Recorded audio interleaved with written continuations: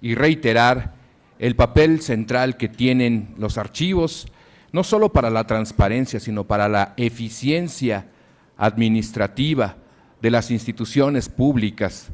Y también, ¿cómo no? ¿Por qué no?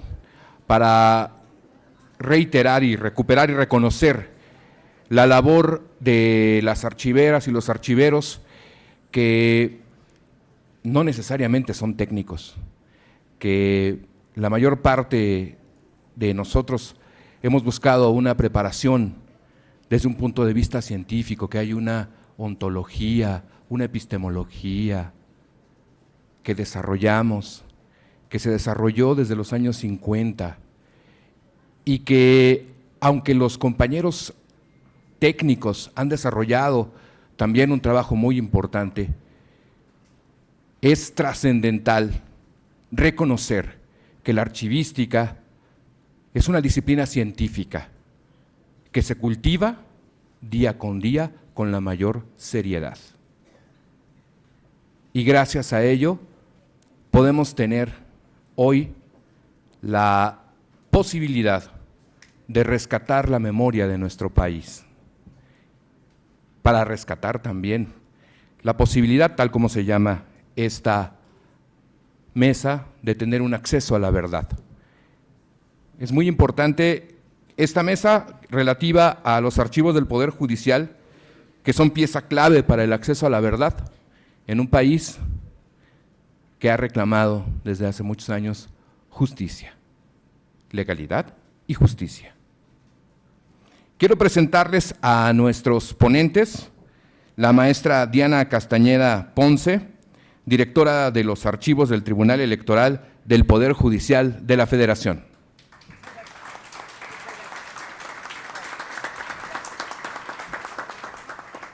A la maestra Anaí Juan Durán, directora general del Archivo y Documentación del Consejo de la Judicatura Federal.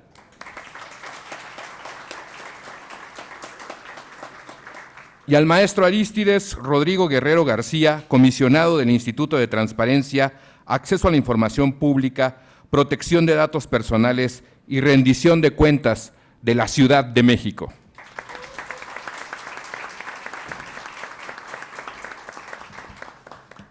Vamos a darle la palabra a la maestra Diana Ponce de León. Ella es licenciada en Derecho con mención honorífica por la Universidad Nacional Autónoma de México, nuestra universidad. Ha realizado estudios de especialización judicial en el entonces Instituto de Especialización Judicial del Poder Judicial de la Federación. Cuenta con diplomados en Derecho Constitucional y Amparo, en Introducción a la Función Jurisdiccional, ambos por el Instituto de la Judicatura Federal, Escuela Judicial y en Administración de Archivos Gubernamentales por la Dirección General de Bibliotecas de la UNAM.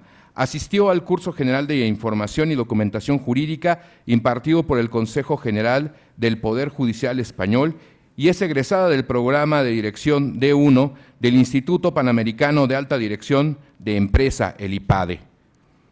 Fue técnico académico en el Instituto de Investigaciones Jurídicas de la Universidad Nacional Autónoma de México.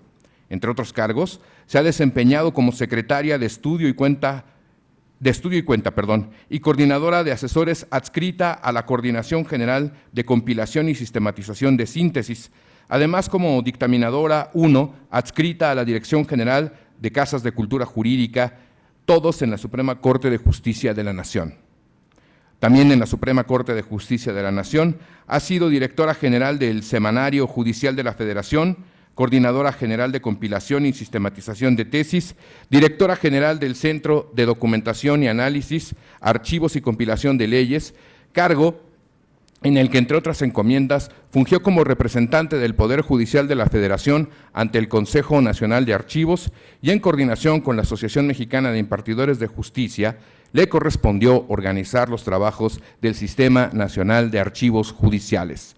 Actualmente, se desempeña como directora de archivos del Tribunal Electoral del Poder Judicial de la Federación. Adelante, maestra Diana. Muchas gracias a todos. ¿Se escucha? Más cerca. ¿Más cerca? ¿Así? ¿Se escucha? ¿No? ¿Ahora sí? Qué bueno. Muchas gracias. Agradezco muy cumplidamente la invitación que se ha hecho al Tribunal Electoral del Poder Judicial de la Federación para participar en este importantísimo evento para todos quienes hemos tenido y tenemos la oportunidad de trabajar en los archivos judiciales, como es mi caso, y en los archivos en general. Les envío un saludo de mi director general, el licenciado Arturo Ruiz Culebro, que por razones propias del cargo no pudo estar presente el día de hoy y acudo en su representación. Me da muchísimo gusto compartir la mesa con personas que están enfocadas no solo a temas de transparencia, sino a temas propios de la archivística judicial, en donde afortunadamente he tenido la oportunidad de colaborar algunos años y son temas que particularmente me interesan y me ocupan. Con mucho gusto me dirijo a ustedes, espero que lo que vamos a comentar les resulte de interés, porque vamos a platicar un poquito con ustedes a propósito de las acciones que se han venido llevando a cabo y de lo que se pretende hacer en el Tribunal Electoral del Poder Judicial de la Federación en materia de archivos y particularmente de archivos judiciales. Voy a hacer un poco de antecedentes, no sé si pudiéramos poner la presentación que se preparó para este día. Justamente la Suprema Corte de Justicia de la Nación tuvo la iniciativa en el año 2008 de compartir con los responsables de todos los archivos judiciales en el país.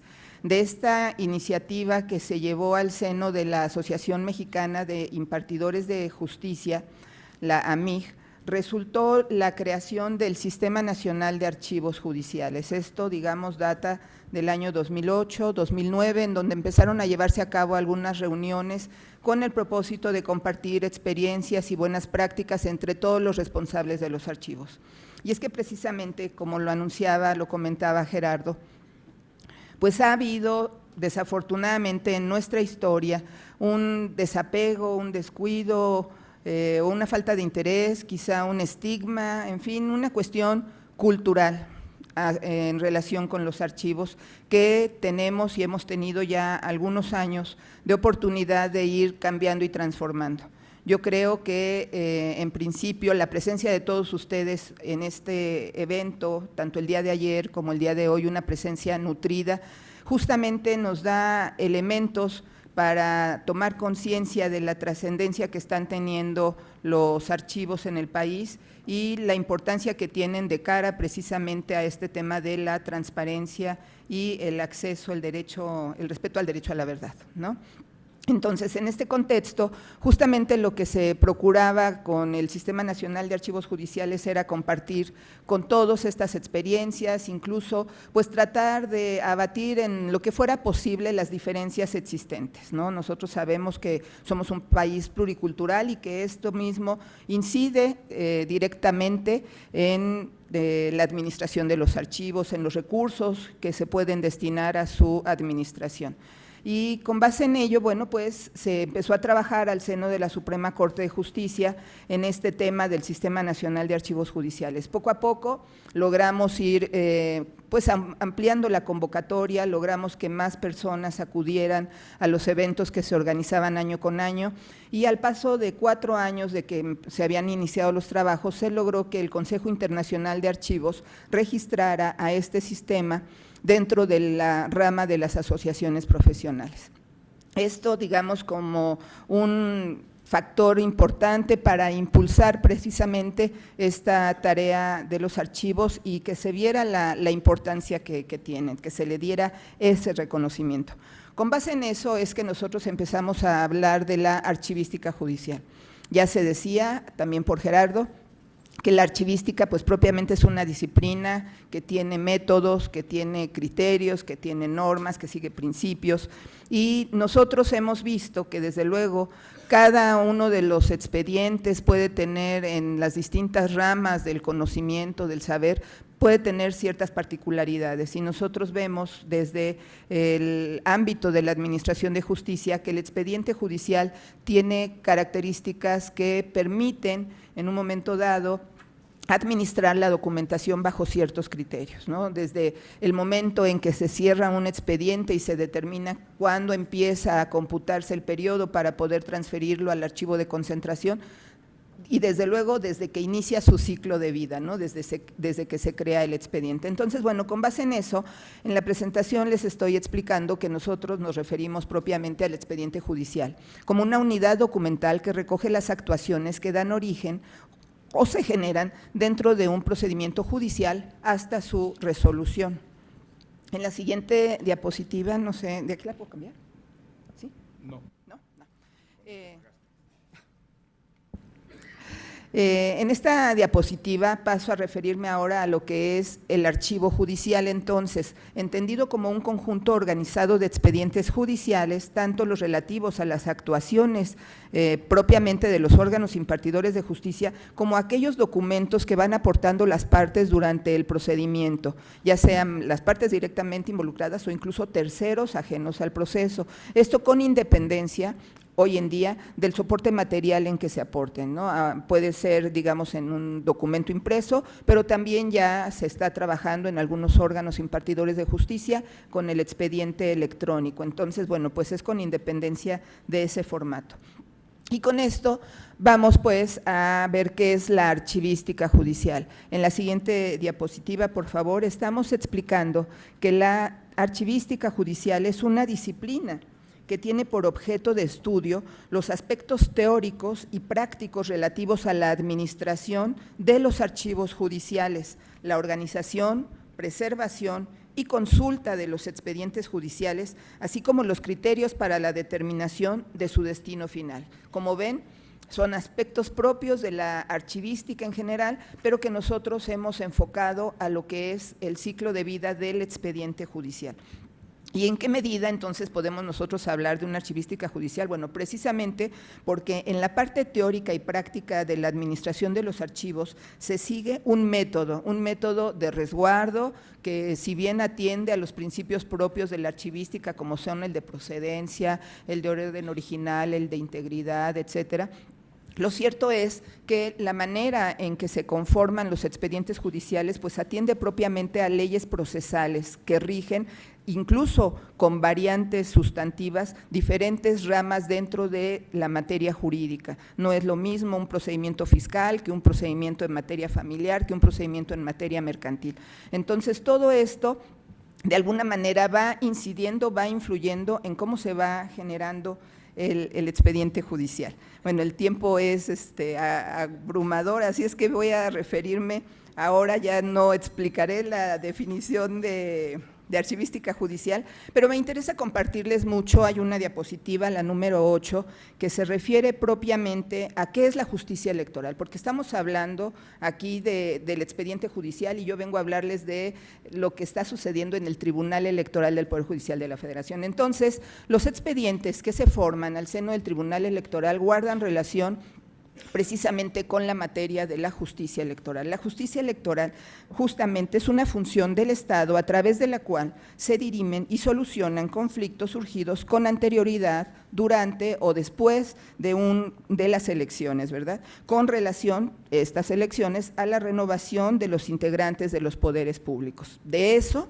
tratan estos expedientes. Y estos expedientes también van a tratar de todo lo que se refiere a la protección de los derechos políticos de los ciudadanos y de los propios partidos políticos. Y además va a tratar precisamente de cómo se conducen las autoridades en respeto al marco constitucional y legal en la materia electoral. Luego entonces se busca a través de la justicia electoral dar certeza a la contienda electoral para que la ciudadanía tenga la confianza de que los órganos de gobierno fueron integrados o quedan integrados por personas justamente electas a partir de su decisión, la que ejercen al acudir a las urnas a votar. En esto nos concentramos, esta es la riqueza del archivo del Tribunal Electoral del Poder Judicial de la Federación y bueno, voy a tratar de resumir la presentación, queda a su disposición para quien guste el documento completo. La intención del Tribunal Electoral desde que entró en vigor la Ley Federal de Archivos y aún antes, porque ha habido siempre al interior del tribunal una voluntad por parte de los magistrados de procurar un debido cuidado, administración y resguardo de los documentos, se ve materializada desde el año 2009 en que se crea su archivo institucional. Con la entrada en vigor de la Ley Federal de Archivos se retoman algunas de las disposiciones, se busca armonizar el marco normativo interno y es así como se habla ya a nivel del reglamento interno del propio Tribunal Electoral de lo que es el archivo institucional. Hoy en día, de cara ya justo a la entrada en vigor de la Ley General de Archivos, se han realizado diversos ajustes con el propósito de armonizar esta normativa. Como les comento, el tribunal lleva años trabajando en la administración de sus archivos judiciales, hay una participación muy activa por parte de todos los órganos internos del propio tribunal y estamos hablando tanto de los órganos administrativos como de los órganos jurisdiccionales, incluso a nivel de cada una de las ponencias. Hay responsables de archivos de trámite que justamente nos van ayudando en todo este proceso de organización y de seguimiento del ciclo vital del expediente hasta que se nos transfiere al archivo de concentración. La particularidad además es la manera en que estos servidores públicos, incluso desde luego los propios titulares de los diversos órganos judiciales y administrativos, participan también en las labores de valoración del expediente judicial, de manera que cuando nos lo transfieren al archivo de concentración, los expedientes ya vienen prevalorados, vamos a decirlo de esa manera, por el órgano jurisdiccional o por el órgano administrativo, labores que obviamente facilitan en mucho la tarea del archivo de concentración para poder determinar lo que va a causar baja y lo que ha de pasar al archivo histórico. En este sentido, las acciones que en adelante con base en la ley general y ahora se están ya llevando a cabo desde meses antes de la entrada en vigor de esta ley, es justamente hacer las adecuaciones al marco normativo interno para corresponder con lo que nos está señalando la Ley General de Archivos. En principio, obviamente, modificaciones al reglamento interno, la emisión de una nueva normativa en relación con este grupo interdisciplinario de especialistas que debe crearse al seno de las instituciones, al órgano que va a sustituir al actual comité de archivo en el tribunal y que va a dar paso a un comité de valoración documental con la integración que determina la propia Ley General de Archivos. Y desde luego estamos trabajando también en el Tribunal Electoral por lograr cerrar el círculo completo, ¿verdad?, en lo que es el sistema institucional de archivos, de manera tal que se pueda formalizar ante el Registro Nacional que administra el Archivo General de la Nación la inscripción del archivo del sistema institucional del Tribunal Electoral y dar cauce a la, creación de un área específicamente destinada al archivo histórico. Si bien es cierto, la infraestructura actual ya permite llevar a cabo esa administración de los documentos, lo cierto es que también el tribunal está muy interesado en dar cumplimiento a todo lo concerniente a la difusión y divulgación de los expedientes, justamente en esta encomienda, en este cometido que tiene de transparentar su gestión tanto jurisdiccional como administrativa.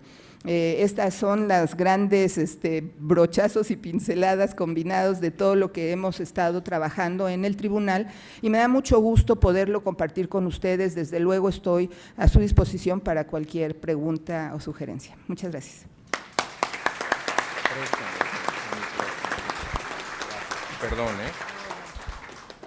Bien, muchas gracias a la maestra Diana Castañeda. Le ofrezco una disculpa por estar sujetándonos a los tiempos, pero pues es que sí, es importante que escuchemos a todos con la mayor atención posible. Bueno, yo quisiera nada más destacar en la exposición de la maestra Diana el asunto de que en efecto es necesario darle visibilidad a las acciones archivísticas. Esta es una acción de visibilidad y también felicito al Tribunal Electoral por haber realizado estas acciones de visibilidad. Además, bueno, un tema muy importante que va a ser también muy importante en todas nuestras instituciones es que así como está pendiente el proceso de armonización de las leyes estatales con la ley general, también está en marcha, y es una de las cosas que más nos preocupa a todos aquí, el proceso de adecuación, ajuste institucional de cada una de nuestras entidades para cumplir con la ley, ¿no? Entonces, son temas muy importantes los que ha señalado la maestra Diana Castañeda. Vamos a darle ahora la palabra a la maestra Anaí Juan Durán. Ella es ingeniera en sistemas computacionales por la Universidad del Valle de México, donde se graduó con mención honorífica como profesional de excelencia académica, magíster en gestión documental y administración de archivos por la Universidad de La Salle en Bogotá, Colombia. Ingresó al servicio público en el año 2005, por lo que cuenta con 14 años de experiencia desarrollando funciones relacionadas con gestión documental y administración de archivos. Ha colaborado en diversas dependencias, como son el Archivo General de la Nación, donde coordinó y participó en el desarrollo de un sistema que controla el ciclo vital de los documentos, denominado Sistema de Administración de Archivos, SAA por sus siglas, el cual bajo convenio de colaboración fue entregado a más de 100 instituciones de los 3 niveles de gobierno, así como de los 3 poderes de la Unión, inclusive a nivel internacional al AGN de Bolivia. También se desempeñó en los cargos de control tanto de la Secretaría de Economía como del Instituto Federal de Telecomunicaciones. Actualmente ocupa el puesto de Directora General del Archivo y Documentación en el Consejo de la Judicatura Federal. Con ustedes, la maestra Anaí Juan Durán.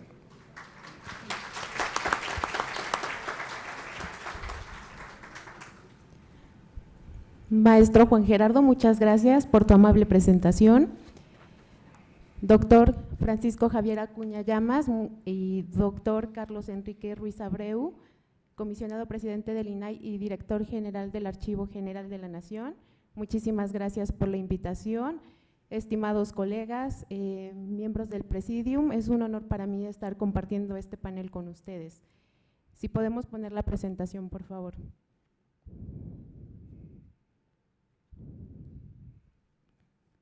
Ya, ok. ¿Podemos avanzar a la siguiente?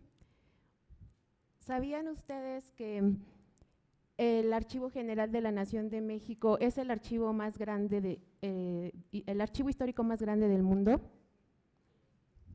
Me lo dijo ayer la muñeca que hizo la representación de un documento de viva voz, ¿lo recuerdan? Bueno, en este contexto, ellos resguardan 55 kilómetros lineales de documentación. ¿Y sabían ustedes que el Consejo de la Judicatura Federal resguarda 209 kilómetros de documentación en su archivo de concentración? Sin duda tenemos un gran reto que hacer ahí, porque pues sí es una cantidad muy impresionante de información. Esta cantidad significa que si apilamos los documentos de esta manera, sería la distancia equivalente de la Ciudad de México a la ciudad de Querétaro. En este sentido, el Consejo de la Judicatura Federal resguarda casi cuatro veces más que el Archivo General de la Nación y 7 veces más que el Archivo General de la Nación de Colombia, ya que ellos resguardan 30 kilómetros lineales de documentación. Y bueno, además el Consejo tiene tan solo el 47% del personal que tiene el Archivo General de la Nación de México, ya que tenemos 103 personas dedicadas de manera exprofesa a esta función. Y tan solo el 27% del personal que tiene el Archivo General de la Nación de Colombia, ya que ellos tienen a 377 personas en su plantilla dedicadas a esta función de archivos. Lo anterior significa que si el Archivo General de la Nación de Colombia tuviese que administrar un volumen equivalente al que administra el Consejo de la Judicatura Federal, necesitaría cerca de 2.600 personas. Bueno, pero esto no siempre fue así. El año pasado, el 26 de enero, se publicó el decreto que modificó la Ley Orgánica del Poder Judicial de la Federación, la cual otorga al Consejo de la Judicatura Federal la atribución para administrar los archivos de los 855 órganos jurisdiccionales. Es decir, actualmente nosotros, como les decía, disponemos de 209 kilómetros de documentación, de los cuales originalmente del Consejo serían 40, lo que representa un 19%, y lo que administramos derivado de esta transferencia son 169 kilómetros, lo que es un 81% de la totalidad de nuestra documentación. Ahora les voy a platicar algunas particularidades del Consejo de la Judicatura Federal. ¿Podemos avanzar la siguiente, por favor? Bueno, nosotros somos un órgano de apoyo a la función jurisdiccional que nacemos a partir de la necesidad que se tiene de liberar a los órganos jurisdiccionales de la carga administrativa. Nosotros les proveemos de recursos materiales, financieros, humanos, con la finalidad de que ellos puedan dedicarse exclusivamente a la impartición de justicia. Nuestras funciones son la administración, la disciplina, la vigilancia y la carrera judicial. Bueno, en esta línea del tiempo que estamos viendo a continuación, lo relevante es la creación de la Dirección General de Archivo y Documentación. Esta se da a través de un decreto el 22 de marzo del año 2017. Es muy relevante porque el Consejo, preocupado por precisamente atender lo que mandata la Ley General de Archivos, de que exista un área exprofeso para dedicarse a estas funciones de administración y gestión documental, es que se crea esta Dirección General, que antes, bueno, se tenía un nivel de dirección de área. En esta línea del tiempo también estamos marcando la reforma a la ley orgánica, que es la que les comentaba, que nos hace responsables de los archivos de concentración de los órganos jurisdiccionales. Y algo muy importante aquí en esta línea del tiempo también es la publicación de la Ley General de Archivos. Es un gran reto porque, dado el volumen de información que nosotros tenemos actualmente, debemos pensar mucho en la conformación, en primer lugar, de nuestro grupo interdisciplinario de archivos, del uso de tecnologías para estar generando cada vez menos documentos en soporte papel y, bueno, también, como se mencionaba el día de ayer en una de las mesas, lo importante es poner al día lo que ya tenemos mientras vamos de manera paralela con la implementación de esta Ley General de Archivos. Bueno, aquí les presento las instalaciones de nuestro archivo administrativo. Están en San Lázaro. Del lado derecho tiene las instalaciones del Centro de Manejo Documental y Digitalización, que está en Tlaxcala. Ambos tienen estantería de alta densidad. Y aquí estamos viendo al Centro Archivístico Judicial y su extensión, la Noria. Tenemos aquí estantería fija y estos dos inmuebles los transfirieron derivado precisamente de esta modificación a la Ley Orgánica del Poder Judicial de la Federación. Lo relevante de esta lámina es que, pues, nosotros tenemos actualmente un 13% de espacio disponible para atender la demanda de los órganos jurisdiccionales. Bueno, ahora les voy a platicar un poco acerca de los retos del Consejo de la Judicatura Federal. ¿Podemos avanzar? Gracias. El primer gran reto es la actualización de nuestra normatividad, alineando precisamente a la Ley General de Archivos, y aquí lo relevante es que tenemos que homologar lo más que podamos nuestros archivos, los procesos de nuestros archivos judiciales y de nuestros archivos administrativos. Actualmente disponemos de 3 acuerdos que se llevaron a cabo de manera conjunta con la Suprema Corte de Justicia de la Nación. Datan del año 2009, estos administran lo que son el funcionamiento de los tribunales unitarios y de circuito y de los juzgados, y disponemos de un acuerdo más para nuestro archivo administrativo del año 2016. Basta por demás decir que están rebasados por la Ley General de Archivos. En este sentido, pues ya nos encontramos trabajando. Es un reto porque Tan solo por tradición jurídica en el archivo judicial se manejan conceptos como listados, archivo medio, destrucción, lo que para un archivo administrativo es inventarios, archivo de concentración, baja documental. Entonces, estamos conscientes de la necesidad de capacitar a los órganos jurisdiccionales para que puedan asimilar estos cambios de una manera mejor, y lo que queremos es buscar una capacitación, además de la presencial en línea, para poder llegar a todos los órganos jurisdiccionales. Otro de nuestros grandes retos es la gestión integral de los archivos judiciales, ya que tenemos procesos pendientes de transferencias primarias, realización de inventarios, valoración, baja documental, de expurgo y digitalización. Aquí lo importante es que podamos estar al día y liberar espacios en nuestros archivos de concentración.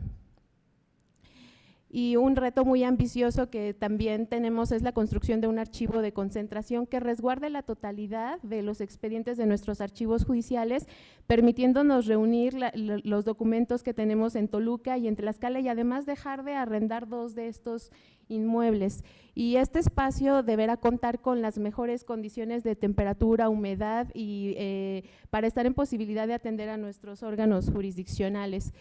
El último reto de los que tenemos identificados es la actualización de nuestro sistema de gestión documental. Lo importante aquí es unificar las funcionalidades que están diseminadas en los diferentes sistemas y homologar nuestras bases de datos. ¿Para qué? Para evitar retrabajos, y aquí pues lo importante es, como les decía, el uso de la firma electrónica, pensar en el uso de las tecnologías como un gran aliado. Estamos llegando al final, les voy a platicar mis consideraciones finales. Bueno, no voy a ahondar mucho en esta lámina, ya fue perfectamente explicado en el panel de ayer, específicamente por la senadora Kenia.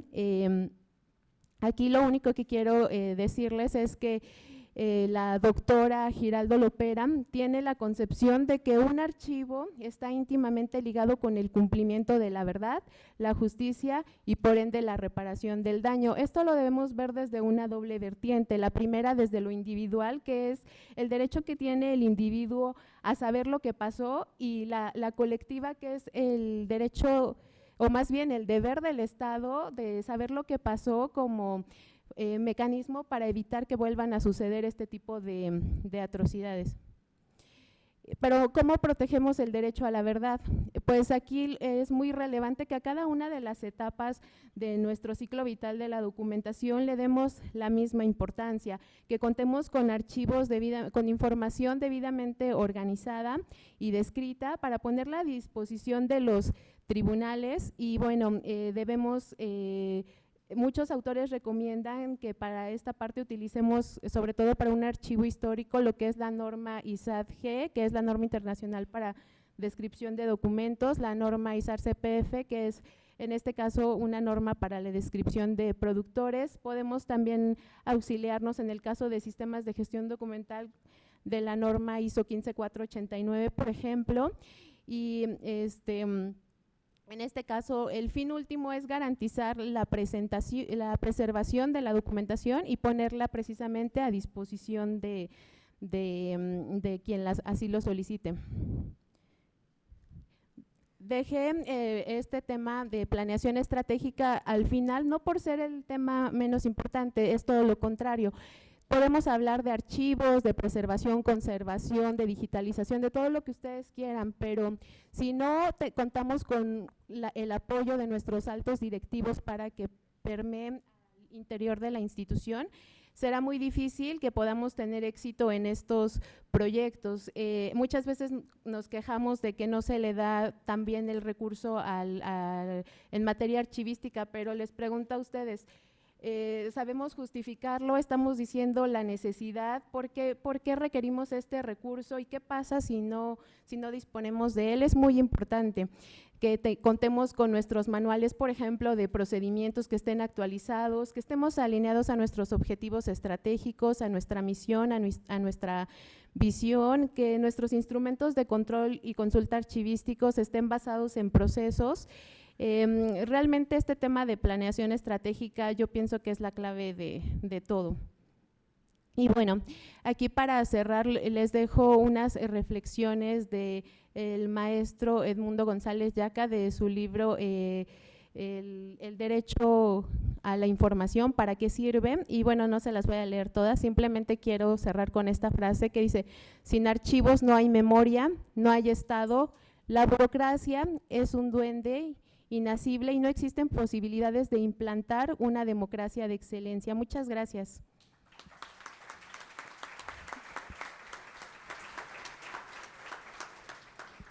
Pues mil gracias a la maestra Anaí Juan. Es trascendental efectivamente la planeación estratégica en materia de archivos y visualizar la forma en que la normatividad interna, la normatividad legal en México, pero también la normalización internacional es fundamental para poder echar a andar los grandes proyectos de archivo. Pues muchas gracias, Anaí Juan. Ahora vamos a presentarles al maestro Arístides Rodrigo Guerrero García. Él es licenciado, especialista en Derecho Constitucional y maestro por la Facultad de Derecho de la UNAM. Cuenta con máster en Derecho Parlamentario y Estudios Legislativos por la Universidad Complutense de Madrid y diversos diplomados y cursos en materia de derechos humanos, transparencia, rendición de cuentas y datos personales. Actualmente cursa el doctorado en Derecho en la máxima casa de estudios. En el ámbito profesional se ha desempeñado como director de la Unidad de Estadística y Jurisprudencia, director de la Unidad Especializada de Procedimientos Sancionadores, secretario de Estudio y Cuenta, coordinador de Difusión y Publicación, asesor y secretario auxiliar, todos ellos en el Tribunal Electoral de la Ciudad de México. Fue subdirector de Análisis Normativo de la Dirección General de Política Pública de Derechos Humanos de la Secretaría de Gobernación y asesor del Fondo de Información y Documentación, Infotec, Centro Público del Consejo Nacional de Ciencia y Tecnología, CONACYT. Actualmente es comisionado del Instituto de Transparencia, Acceso a la Información Pública, Protección de Datos Personales y Rendición de Cuentas de la Ciudad de México. Con ustedes, el maestro Arístides Rodrigo Guerrero García.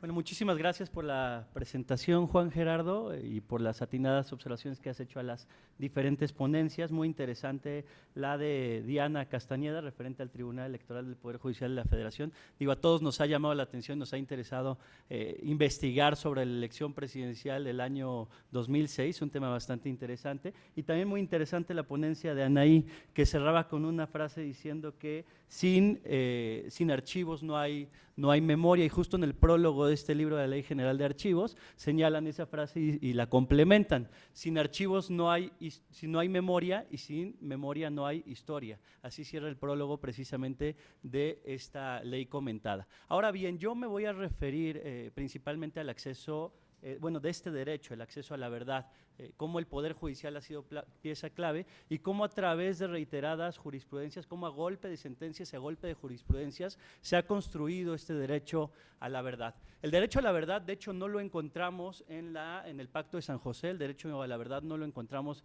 en la Constitución Política de los Estados Unidos Mexicanos. El derecho a la verdad en realidad se ha ido construyendo a través de diversas sentencias de la Corte Interamericana de Derechos Humanos. En ese sentido, la exposición que voy a realizar va a partir de las propias sentencias y resoluciones de la Corte Interamericana de Derechos Humanos. Voy a tratar un poco de la Ley General de Archivos, el contenido del derecho a la verdad dentro de la Ley General de Archivos, si ya dije que no se encuentra en la Constitución Política, y por último, tratar el tema en el ámbito local. Cómo desde el constitucionalismo local sí se contempla este derecho a la verdad que no se contempla en la Constitución Federal. De ahí esta oportunidad histórica que se tiene en la armonización que se está llevando a cabo en las diferentes entidades federativas. Bueno, no sin antes también saludar a las comisionadas de las diferentes entidades federativas, comisionados, al comisionado presidente del Info, a Julio Bonilla, y saludar al público que nos sigue por internet, agradecer la invitación al presidente del INAI, a Francisco Javier Acuña Llamas. Ahora bien, A partir de los criterios jurisprudenciales de la propia Corte Interamericana de Derechos Humanos, tenemos 3 fundamentales y 3 que llamaron mucho mi atención y que precisamente sirvieron para construir este denominado derecho a la verdad.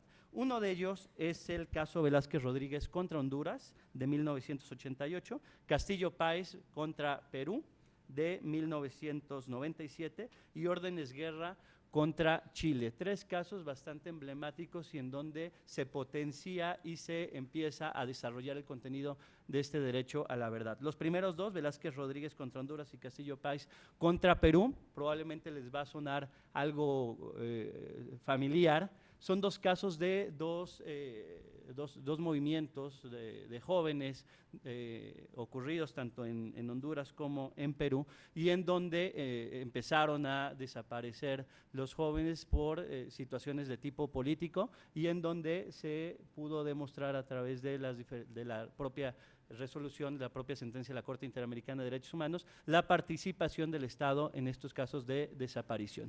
De ahí la importancia de ir conociendo de ir potenciando este derecho a la verdad, porque precisamente este derecho a la verdad nos va a ir ayudando a evitar cometer los mismos errores que se están cometiendo en otros países de latinoamericanos y, por qué no decirlo, también que han ocurrido en México, porque en México también tenemos nuestros demonios. Tenemos una serie y un importante número de casos ante la Corte Interamericana de Derechos Humanos y en donde precisamente ha resultado necesario potenciar este derecho a la verdad, incluso llegar a algunas conclusiones y poder identificar cuál ha sido el común denominador de muchos de estos casos y por solo enunciarlo, 4 de ellos son en el estado de Guerrero, Rosendo Radilla, Rosendo Cantú, Cabrera García y Fernández Ortega. Entonces vamos viendo cómo a través del derecho a la verdad, el derecho a la verdad ayuda tanto a los países latinoamericanos como al mundo en general a evitar repetir los errores que se han cometido a lo largo de la historia. Muchas veces siempre nos preguntamos cuál es el monto que se le da a los familiares en la reparación. En la sentencia de la Corte Interamericana se señala un monto para la reparación, pero creo yo que es más importante en los resolutivos de las sentencias, el cómo se dignifica o cómo se pretende dignificar a los familiares de aquellos a quienes se les cometieron violaciones de derechos humanos. Por ejemplo, en Rosendo Radilla, la obligación de presentar una memoria histórica para que no se vuelva a repetir una situación de estas más en México ni en el mundo, desgraciadamente sigue pasando. Ahora bien, el derecho a la verdad tiene un contenido que se ha desarrollado a través de las sentencias de la Corte Interamericana de Derechos Humanos a través de 2 dimensiones. Una dimensión referente a los derechos de las víctimas y familiares a saber la verdad, es decir, a los derechos de a las familias les interesa saber cuál es la verdad que ocurrió tras estos lamentables sucesos, pero además una segunda dimensión en donde a nosotros como sociedad nos interesa saber qué es lo que ocurrió. Y nos interesa saber qué es lo que ocurrió precisamente por lo que les decía hace un momento, para que no vuelvan a repetirse este tipo de situaciones. Entonces podemos decir que el derecho a la verdad se ha desarrollado a través de la Corte Interamericana de Derechos Humanos. No se encuentra en el Pacto de San José, pero sí desarrolla algunos artículos del Pacto de San José, entre ellos el artículo 1, el artículo 8 y el propio artículo 25. El artículo 25 que siempre se encuentra contenido y desarrollado en casi toda la jurisprudencia de la Corte Interamericana de Derechos Humanos, que se refiere al acceso a la justicia. Ahora bien, una vez que tocamos el derecho a la verdad a partir de los criterios jurisprudenciales de la Corte Interamericana de Derechos Humanos, resulta necesario conocer cómo se encuentra contenido el derecho a la verdad en la Ley General de Archivos. Y aquí déjenme atreverme a hacer una observación. Yo sé que la acaban de publicar, la Ley General de Archivos comentada, pero creo que se quedó corta en algunos aspectos. El derecho a la verdad no se encuentra desarrollado dentro del contenido de esta Ley General comentada. El derecho a la verdad se encuentra establecido en el artículo 2 y en el artículo 6 de esta ley. Leí los comentarios, tanto el artículo 2 como el artículo 6, y en ninguno de los dos señalan un desarrollo muy amplio de lo que es este derecho a la verdad. Creo que tenían mucha carnita, tenían carnita de sentencias de la Corte Interamericana de Derechos Humanos, tenían carnita de constituciones locales y de diferentes criterios. Sin embargo, no encontré dentro de los comentarios el desarrollo del contenido del derecho a la verdad. Por eso creo que los invitaría a que próximamente se haga una segunda edición y se comente en específico el derecho a la verdad. Ahora bien, la Ley General de Archivos, esta Ley General de Archivos que tiene una naturaleza jurídica muy diferente a la Ley Federal de Archivos. ¿Por qué una naturaleza diferente? Porque mientras la Ley Federal se refería a la regulación que existe en toda la federación, la Ley General tiene una regulación tanto en el ámbito federal como en el orden local, es decir, nos aplica a nosotras las entidades federativas. Ya me sacaron la tarjeta roja, así que me voy a ir muy rápido, nos quedan 3 minutos. Entonces tiene un contenido, es muy interesante porque se encuentra dividida en 3 libros, a diferencia de la ley anterior que tenía 7 títulos, esta tiene 3 libros y cada libro con sus respectivos títulos. El libro primero trata la parte sustantiva y la parte adjetiva, el libro segundo se refiere a la agencia, al AGN, y el libro tercero se refiere a las sanciones. Insisto, únicamente en el libro primero se toca el derecho a la verdad. Ahora bien, ¿qué pasa con el constitucionalismo local? A mí me gusta mucho estudiar el derecho constitucional intranacional. Todo el mundo se va con el derecho constitucional internacional y a compararnos con otras constituciones del mundo. A mí me gusta compararnos con otras constituciones, pero dentro de la propia República Mexicana. ¿Por qué? Porque muchos derechos y muchas figuras han nacido precisamente desde el constitucionalismo local. Y el ejemplo más claro lo teníamos en 1841 con la figura del amparo que nace en la Constitución de Yucatán. Es decir, una figura que nace en el constitucionalismo local y hoy es toda institución en el ámbito nacional. En el constitucionalismo local tenemos figuras bastante interesantes y encontré un antecedente que me llamó mucho la atención, la Constitución de Nuevo León. El artículo 16 de la Constitución de Nuevo León, si bien prácticamente copia y pega el artículo 17 de la Constitución Federal, con lo referente al acceso a la justicia, y añade un elemento bastante interesante. Este artículo 16 señala que debe haber justicia que se expide por tribunales que deban impartirla de manera completa, imparcial, y señala 2 principios, bajo los principios de seguridad jurídica y de búsqueda de la verdad. Es decir, por primera vez encontramos en una constitución local, Constitución del Estado de Nuevo León, artículo 16, la figura del acceso a la verdad o del derecho a la verdad. Y la segunda constitución, aquí sí les voy a presumir a todas las entidades federativas, es la Constitución de la Ciudad de México. Una constitución innovadora con todos sus defectos y que le podamos señalar, pero sí es una constitución innovadora, y en el propio artículo 5 de la Constitución de la Ciudad de México, apartado C, numeral 2, señala: toda persona tiene derecho a la memoria, a conocer y preservar su historia, a la verdad y a la justicia por hechos del pasado. Es decir, encontramos en una constitución local señalado este denominado derecho a la verdad. Otra, en ese sentido, una de las misiones que tendríamos como entidades federativas sería el propio desarrollo del derecho a la verdad dentro de las leyes de archivos de las diferentes entidades federativas. Si bien no encontramos en la Ley General de Archivos un desarrollo amplio de este denominado derecho a la verdad, tenemos una oportunidad histórica en las entidades federativas para evitar ese copy-paste del que nos hablaba la comisionada de Michoacán, es decir, no solo trasladar el contenido de la Ley General, copiar y pegar los artículos, sino ir buscando qué aspectos pueden ser innovadores y que podamos ir desarrollando desde el constitucionalismo local, desde las leyes locales, para que a su vez estas leyes locales sirvan al revés como ejemplo para la propia ley general.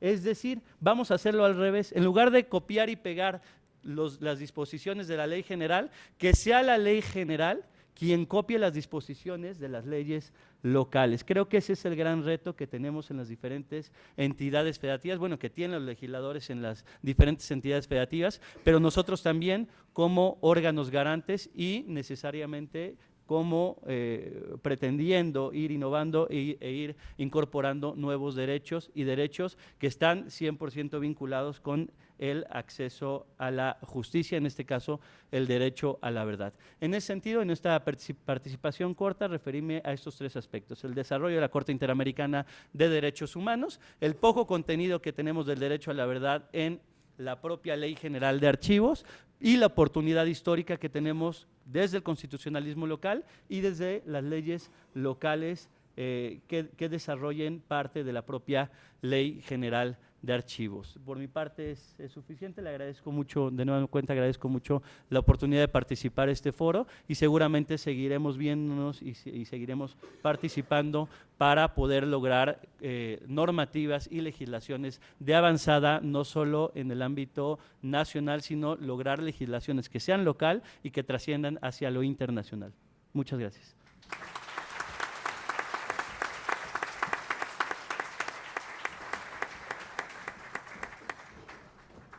A continuación, nuestro moderador hará entrega de los reconocimientos correspondientes a nuestros ponentes. Gracias. Bien, pues no quiero dejar de felicitar al maestro Arístides por su gran exposición también y bueno, pues pone el énfasis en el asunto del derecho a la verdad, el derecho a la memoria, que en efecto pues rondan la actividad archivística por todos lados, pero especialmente en lo relativo a los archivos del Poder Judicial, que son los archivos de la justicia.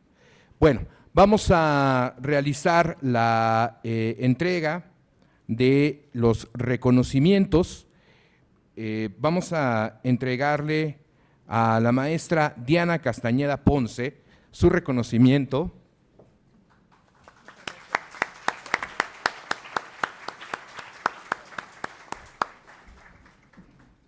También pido un aplauso para la maestra Anaí Juan Durán.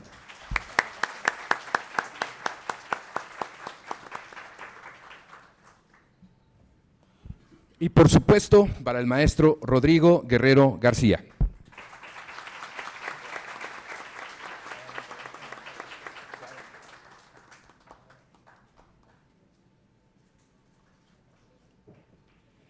Pues muchas gracias también por este reconocimiento que me entrega a mí el INAI, el Archivo General de la Nación, el Sistema Nacional de Archivos. Gracias a todos ustedes y continuamos con este gran foro. Muchas gracias. Los invitamos a continuar con el panel 6 denominado Gestión de la Información y el Conocimiento desde los Repositorios Digitales. Gracias por su atención. Tomaremos un receso de 15 minutos. Gracias.